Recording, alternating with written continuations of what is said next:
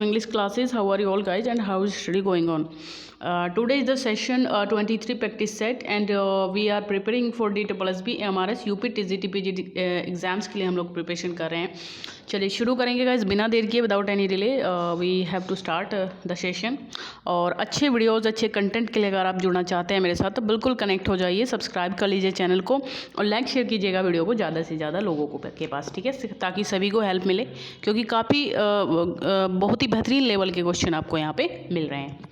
चलिए देखेंगे पहला क्वेश्चन क्या है। Martin Esslin coin the phrase.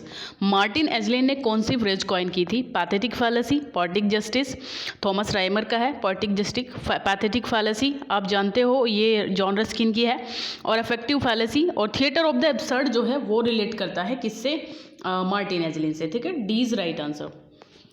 It is a Marxist and और communist propaganda using the theatre form. It is क्या कहते हैं इसको? ये एक मार्क्सिस्ट और कम्युनिस्ट प्रोपागेंडा है थिएटर फॉर्म को यूज़ करते हुए।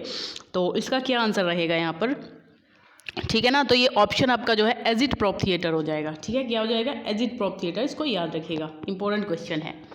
Who gave the neuromoto concept of poetry. Neuromoto concept जो है वो पोएट्री का किसने दिया? आई होप कि अब से पहले आप शायद इसके बारे में नहीं जानते होंगे। तो आइए रिचर्ड हैं, टी एस इलियट है, एलन टेट है, या फिर नन हैंगे? नन है यहाँ पर, ठीक है। आई एम श्योर आपको ये क्वेश्चन शायद ना पता हो, तो इसको पता करिए। आइए रिचर्ड से जो है रिलेट करता है neuromoto concept. Who said Shakespeare a universal poet. किसने कहा था विलियम शेक्सपियर को यूनिवर्सल पोएट? किसने कहा था? तो यहाँ पर जो हमारा आंसर है, इंपॉर्टेंट क्वेश्चन है, याद रखिए इसको भी। क्या कहा था भाई? Universal poet. तो ये WJ लॉन्ग ने कहा था ऐसा। D option is right answer. Who said Shakespeare mellifluous Shakespeare, ठीक है। शेक्सपियर को मेलिफ्लुअस शेक्सपियर किसने कहा है? मैंने जो क्वेश्चंस की संख्या है थोड़ी कम कर दी है। मुझे लग रहा है कि ज़्यादा लेंदी वीडियो आप देख नहीं पाते हो, इसलिए मैंने 20 क्वेश्चन रखने स्टार्ट कर दिए हैं। इससे पहले मैं 30 रखती थी। मैं तो इसलिए रखती थी कि ज़्यादा कंटेंट मिले आपको, ज़्यादा से ज़्यादा मिले, बट मुझे लग रहा है कि आप लोग पढ़ नहीं पाते ज़्यादा कंटेंट को एक साथ में, तो मैं 20 ही क्वेश्चन दूंगी। फटाफट से वीडियो देख लिया करिए, बस रिकॉल आपको क्वेश्चन होते रहेंगे, ये बेनिफिट आपको रहेगा, ठीक है। चलिए, who said Shakespeare mellifluous Shakespeare किसने कहा था इनको? मिल्टन लॉन्ग, थॉमस हेवुड या फिर बेन जॉनसन। तो जो मेलिफ्लुअस की बात करेंगे तो यहाँ पे थॉमस जो हेवुड हैं इन्होंने कहा था मेलिफ्लुअस शेक्सपियर, करेक्ट। चलिए next question, find the correct one. इसमें से आपको करेक्ट वन बताना है, कौन सा है?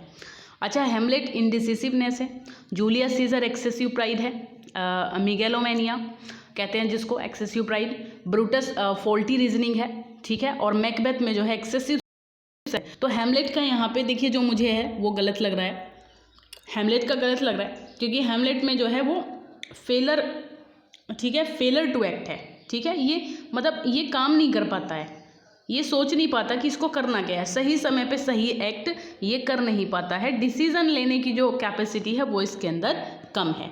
तो ये हो जाएगा इसका। Find the correct one. Pompey, measure for measure, Speed, two gentlemen of Verona. यहाँ पे कैरेक्टर दिए हैं और सामने इनके जो हैं जिस प्ले से रिलेट करते हैं वो दिया हुआ है। तो इसमें जो ये कॉमिक कैरेक्टर्स है सारे के सारे, तो कौन सा यहाँ पे करेक्ट है ये बताना है।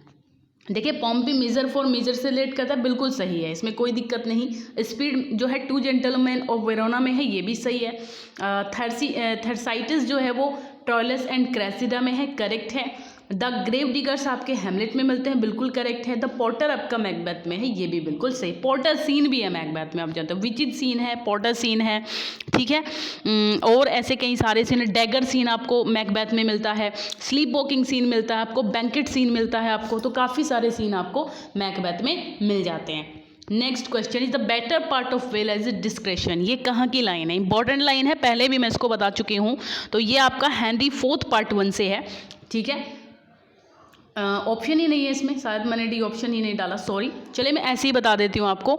तो ये जो कहा गया है ना, ये कहा गया है Henry fourth, 1 second please, Henry fourth part 1, ठीक है। This is the right answer.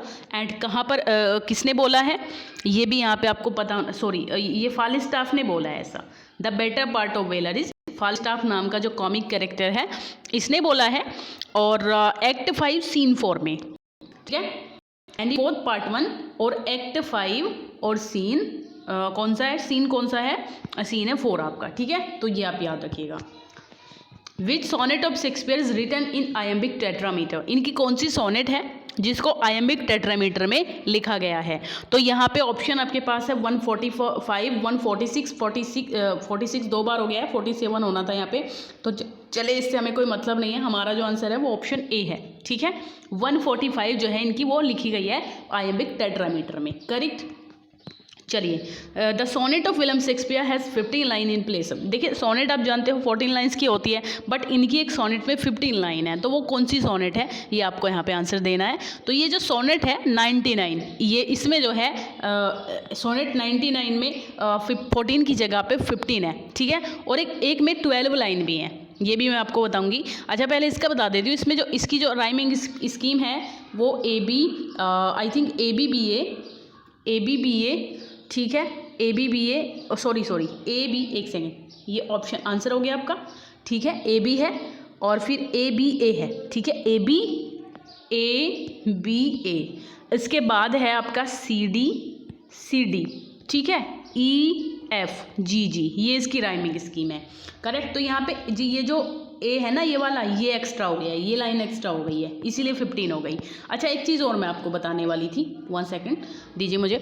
इसमें एक चीज़ और थी जो 12 लाइन की भी पूछी जाती है। तो 126 नाम की जो सोनेट है इनकी वो 12 लाइन की है केवल, ठीक है। उसमें 6 कपलेट हैं, राइमिंग स्कीम है उसकी BBCC, राइमिंग स्कीम है BBCC DDEE, ठीक है, ऐसे करके।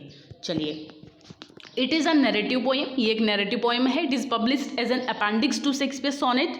It is published in 1609 by Thomas Thorpe. It has 47 stanzas of 7 lines, ठीक है।